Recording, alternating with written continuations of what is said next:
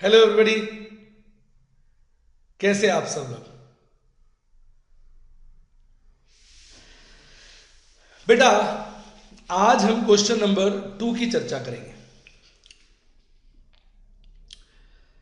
इसमें हमें basically minimum selling price निकालना है।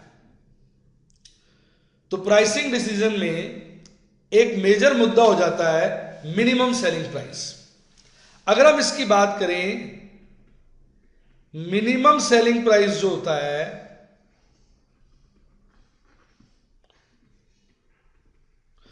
शुड कवर, उसको क्या कवर करना चाहिए? Should cover all relevant variable cost, all relevant fix cost जो उससे जुड़ी हुई है, reasonable profit.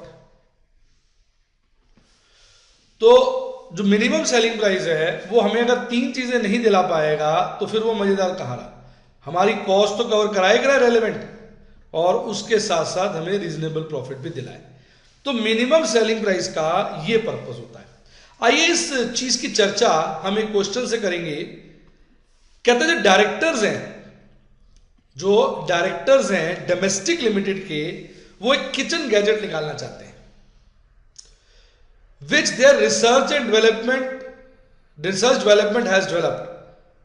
The expenditure so far research has been rupees 40,000 and a consultation report has been prepared at a cost of 7500। अब अगर हम minimum selling price की बात करें, बेटा ध्यान देंगे, बच्चे ध्यान देंगे कि ये जो चीज है, बच्चे ध्यान नहीं दे रहे हैं, मैं देख रहा हूं, ये जो चीज है ये संक कॉस्ट है। हां कि ना? तो ये इग्नोर हो सकती है। कैसा लगा? तो आइए स्टार्ट करते हैं, साथ साथ बताते जाते हैं बातें जो हैं, ताकि आंसर क्वेश्चन बड़ा है, बच्चे देख रहे हैं, तोते उड़ गए बच्चों के। बच्चे कह रहे हैं इतना बड़ा क्वेश्चन। बेटा डर किस बात का जब सर तुम्हारे साथ है। Solution first, research and development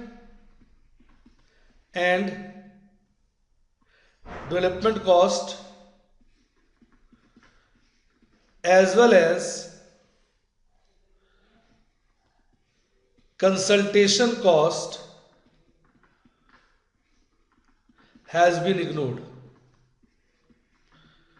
as they are historical cost, hence sunk cost। भाई तो हिस्टोरिकल कॉस्ट हो चुकी है, कर चुके हैं, अब उसका कुछ नहीं हो सकता। अब हम डिसीजन लें ना लें, ये खर्चे तो हमारे गए।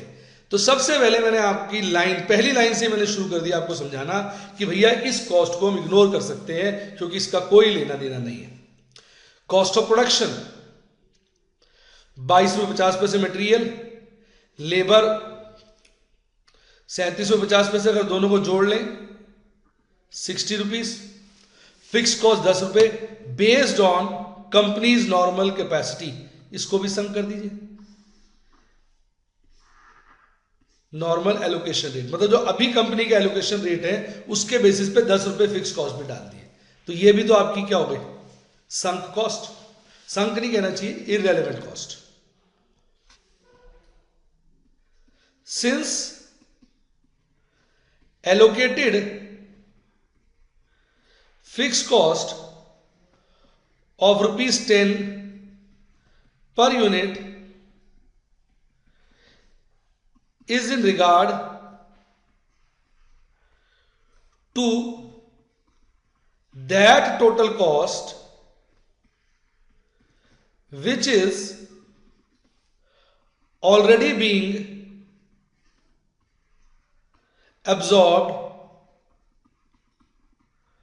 by current product mix hence ignored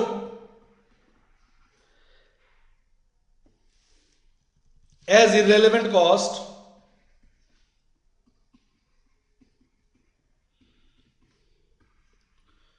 for determining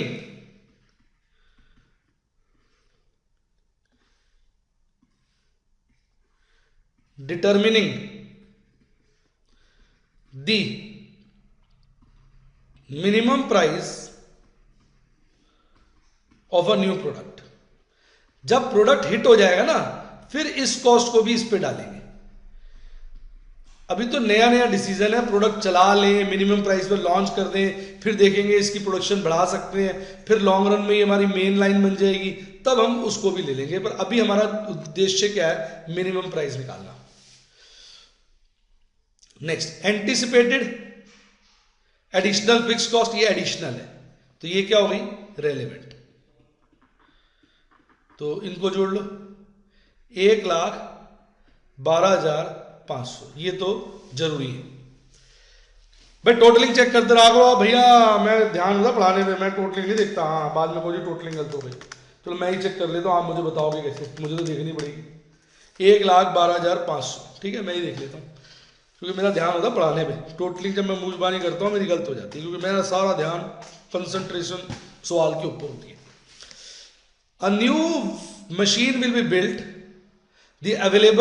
with the available facility at a cost of 60,000. Material 50,000, labor 10,000. The material are readily available in the store which are regularly used. However, they are immediately replenished.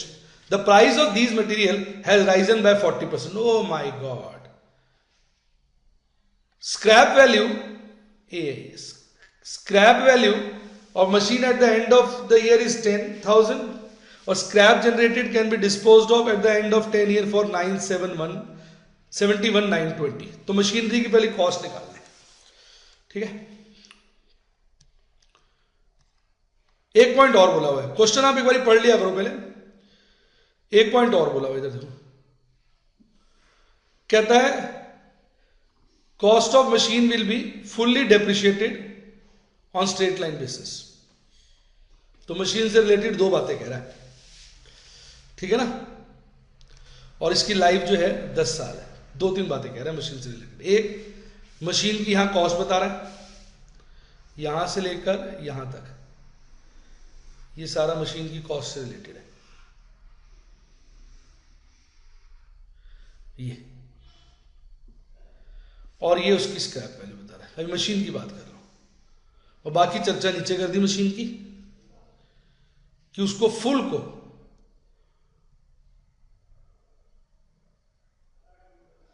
Cost देखो लिखा ना, full को आपने depreciate करना है, scrap value consider नहीं करना. आइए थर्ड पार्ट, थोड़ा रंग बदलने पेन का, थोड़ा इंटरेस्टिंग बनाना था ना. Third, cost of new machine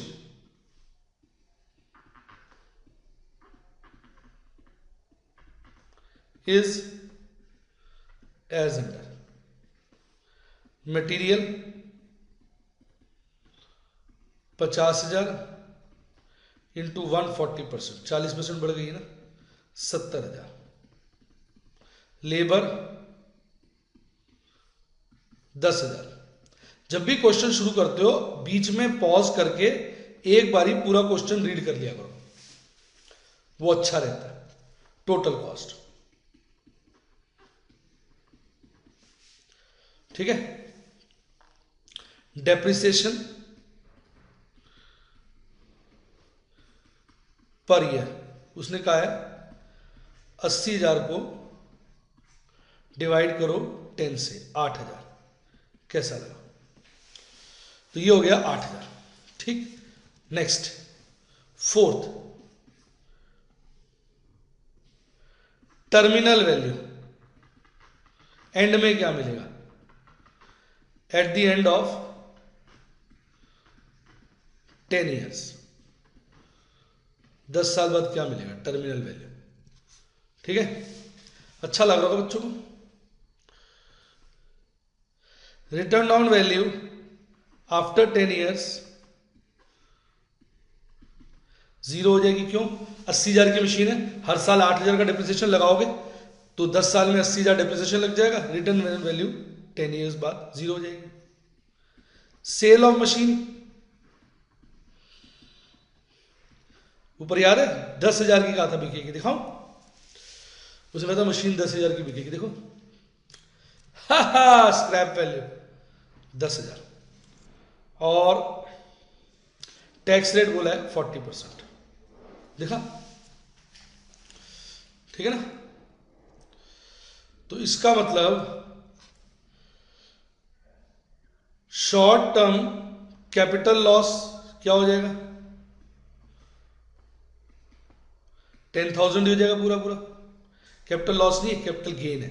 0 की चीज अगर बेटा 10,000 की बचेगी बिकेगी तो गेन कितना हो जाएगा? 10,000। Tax on STCG at the rate of 40%, 4,000। अब इसको A कह लो, इसको B कह लो, तो net terminal value of machine A minus B 6,000 रुपया है। यानी 10 साल बाद मशीन बेचेंगे 10,000 की, 4,000 सरकार ले जाएगी टैक्स का, हमें क्या मिलेगा? 6,000। इसी तरह सेल ऑफ रिमेनिंग स्क्रैप, वो भी बोला था ना ऊपर, याद करो, जिसको मैंने हाईलाइट नहीं किया था। देखो कहते स्क्रैप जनरेटेड, जो बचा कुचा स्क्रैप होगा वो होगा 31,920। ठीक, 71,920। टैक्स ऑन इट, क्योंकि इसकी स्क्रैप वैल्यू भी क्या होगी? रिटर्न ऑन वैल्यू तो कोई है ही नहीं, बचा कुचा स्क्रैप है, तो सीधा उस पर टैक्स लग जाएगा। हमारी इनकम हो गई 71920 into 40%, 28,768। Net terminal value, net काट दो, terminal value of material, tax लगने के बाद हमारे हाथ में क्या आएगा? 43,172। तो अब इस मशीन के मिलेंगे 6,000 और इसके मिलेंगे 43,172। हाँ कि नहीं? बताइए क्लियर है कि नहीं?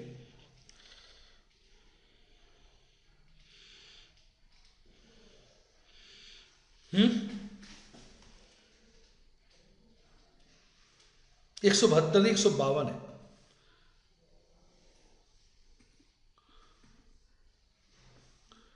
एक सौ बावन है,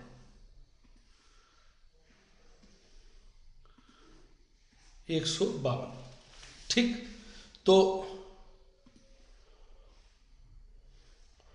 टोटल टर्मिनल वैल्यू लास्ट में हमें क्या मिलेगा? 49,152। कैसा लगा? तो टोटल टर्मिनल वैल्यू हमें 49,152 मिलेगी। मस्त हो गई ये भी। बच्चे देख रहे होंगे सर बड़ा संभल संभल के कर रहे हैं। यहां तक हमने कर लिया, रेलेवेंट कॉस्ट ले ली हमने 1,12। अब ये डिमांड बता रहा है, तो डिमांड तो अब ऐसे ही निकाल लो मल्टीप्लाई करके, इसको नहीं ऐसे करके मल्टीप्लाई करके जोड़ लो, ऐसे मल्टीप्लाई करके जोड़ लो। 20, 10, 6 निकाल लेते हैं, फिफ्थ पॉइंट बना लेते हैं। Expected sales over future over 10 years.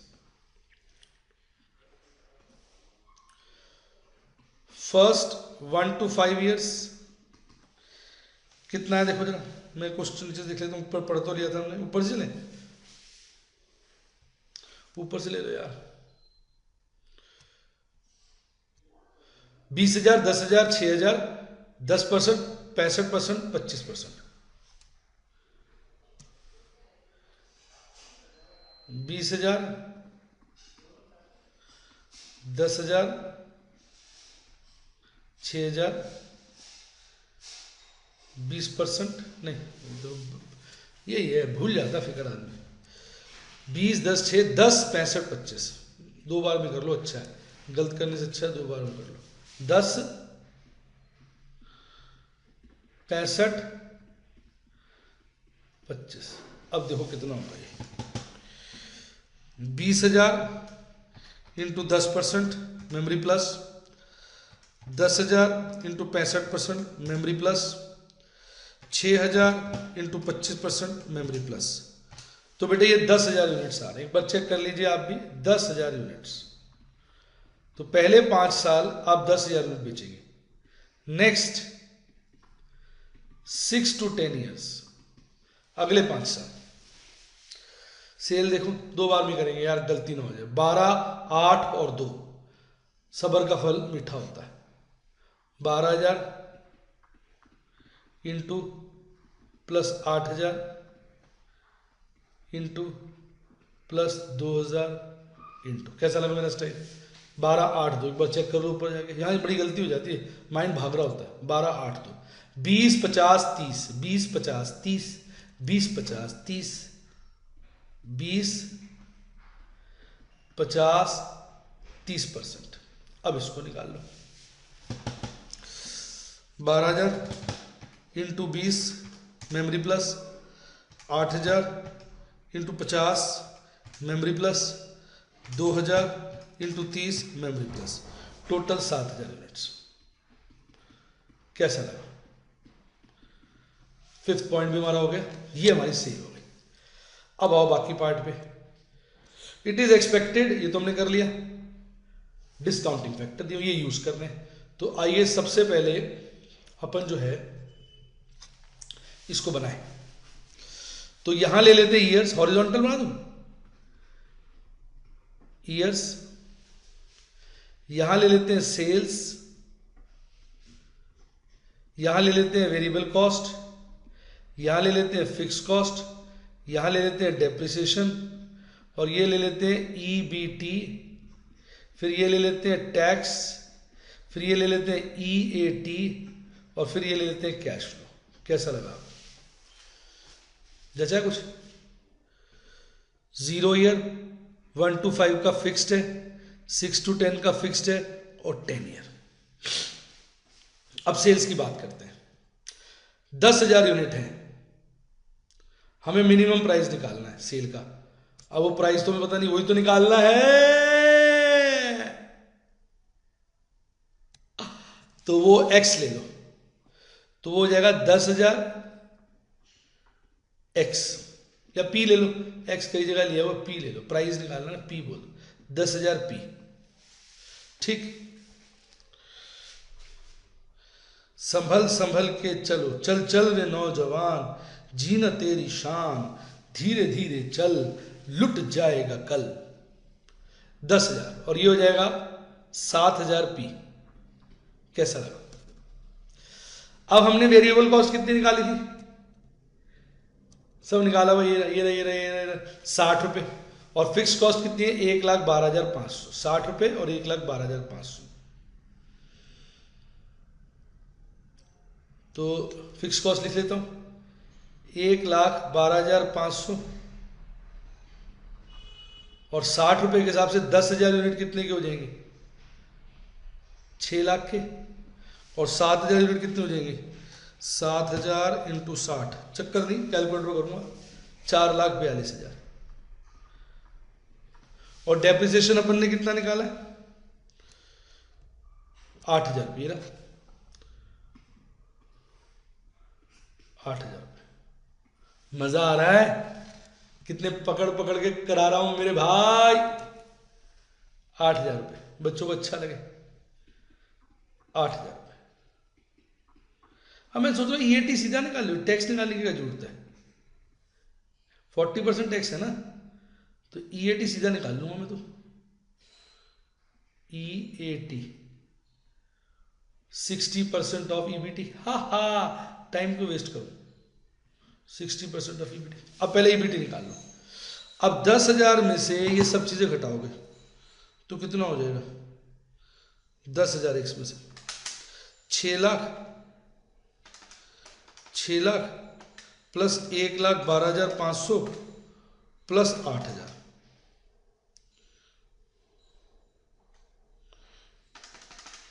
गलत हो गया। 6 लाख प्लस 1,12,500 प्लस 8,000, ये है 7,20,500। तो ईबीटी हो जाएगा 10,000 पी माइनस 7,20,500। और अगला वाला 4,20,000, 4,20,000 प्लस 1,12,500 प्लस 8,000, 5,40,500। ये हो जाएगा 7,000 पी माइनस 5,40,500। कैसा लगा? अब मैं थोड़ा रंग चेंज कर रहा हूं। अब ये टी इसका 60% हो जाएगा। 60% ये तो हो गया 6,000 पी माइनस 7,20,500 का 60%, 4,32,300, 4,32,300। ठीक। दूसरा क्या हो जाएगा? 5,40,500 का 60% माइनस 3,24,300 और 7,000 का 60% क्या होगा? 7,42,42, 4,200 पी।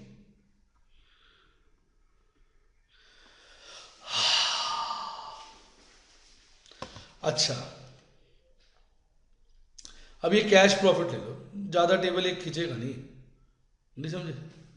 इसे कैश प्रॉफिट ले लो, ज्यादा मैं खींच नहीं पाऊंगा भैया, टूट जाएगा ये, नहीं समझे? टूट जाएगा। Cash profit. अब इसमें डेप्रिसिएशन ऐड कर दो, यानी ईएटी प्लस डेप्रिसिएशन, क्योंकि डेप्रिसिएशन के लिए कैश फ्लो नहीं देना पड़ता ना। तो ये हो जाएगा, अब मैं बड़ा बड़ा लिख रहा हूं, 6,000 पी माइनस 4,00,000, 8,000 करोगे तो 24,300। ठीक। और ये हो जाएगा 4,200 पी, 8,000 ऐड करोगे तो 3,16,300। एक बार चेक कर लो कैलकुलेटर में फिगर्स, कि गड़बड़ ना हो जाए।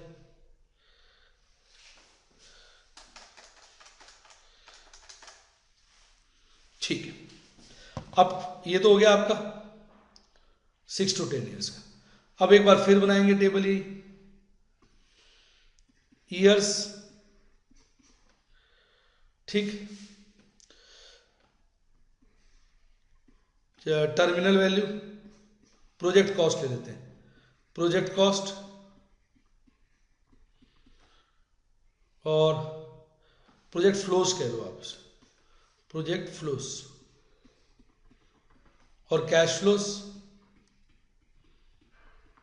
डिस्काउंटिंग फैक्टर और डिस्काउंटेड कैश फ्लोस। बताओ कैसा लगा? अब 0, 1 to 5, 6 to 10, 10। कैश प्रॉफिट तक तो ऊपर कर दिया था, अब नीचे आ जाओ। Project flows. देखो शुरू में जब हम फैक्ट्री लगाएंगे तो हमारे कितने रुपए खर्च हो रहे थे? 80,000। देखो ये 80,000 नहीं खर्च हुए शुरू में जब फैक्ट्री लगाई, 80,000। और लास्ट में हमें टर्मिनल वैल्यू कितनी मिली? 49,152। 80 खर्च हुए, 49,152 मिल गए। तो शुरू में 80,000 चले गए माइनस, और 49 देख लो फिर से 152 मिल गए। ठीक, राइट। अब कैश फ्लोस फाइनल क्या हो जाएंगे? वो हो जाएंगे cash profit plus project flows. अब अल्टीमेटली क्या होगा देखिए, शुरू में 80,000 रुपये लगेगा, एक साल पहले 5 साल तक हर साल 6,000 पी माइनस 4,24,300 मिलेंगे। 6 से 10 साल हर साल 4,200 पी माइनस 3,16,300 रुपये मिलेंगे। और 10वें साल में 49,152 रुपीज मिलेगा। अब डिस्काउंटिंग फैक्टर उसने यहां दिया मैं क्वेश्चंस में, कलर चेंज कर लें। 3.79, 2.355, 0.386।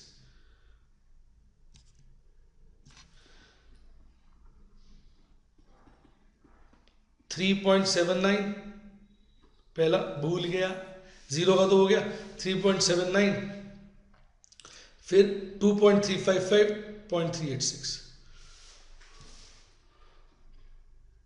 2.355, 0.386। 10वें साल का जो खेला है वो उसने हमें ये बता दिया।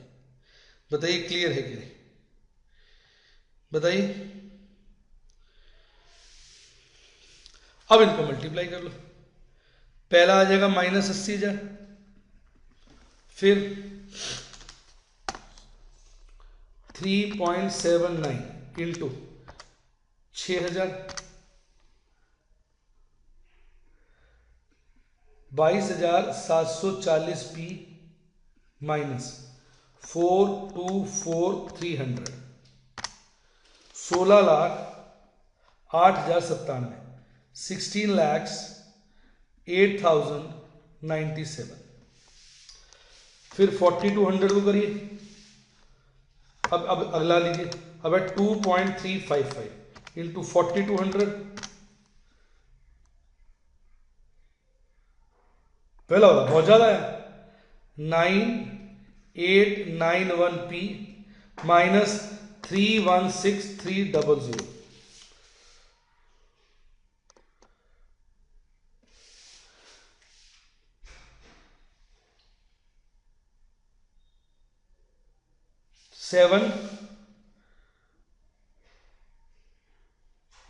$74 लाख।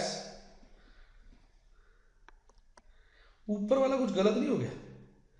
नहीं 74 दिए, हाँ ये 74 नहीं 7 लाख, वही मैं कहूँ इतना फर्क कैसे आ जाएगा। 7,44,886.5 है, 7 कर दूं, 8 ने बढ़ा दिया। फिर है 4,9,152 इंटू 0.386, ये हो गया 1,8,972.6। इसको भी 3 कर दूं, एक एक रुपए के लिए क्या यार परवाह करनी, 3 करो, 3 1,8,972 हो गया, 1,8,973। कैसा लगा? अब ये टोटल ले लो, अब ये टोटल ले लो, करो जरा। अब ये हो जाएगा 22,740 प्लस 9,891 पी, ये हो गया 32,631 पी माइनस, अब 80,000 है पहला तो, फिर माइनस हो रहा है 16,08,097, फिर माइनस हो रहा है 7,44,887, फिर प्लस हो रहा है 1,8,973। तो भैया ये तो माइनस में आया, माइनस में कितना आ गया? 24,14,011 रुपए। अब ये हमारी आ गई एनपीवी। कैसा लगा आपको?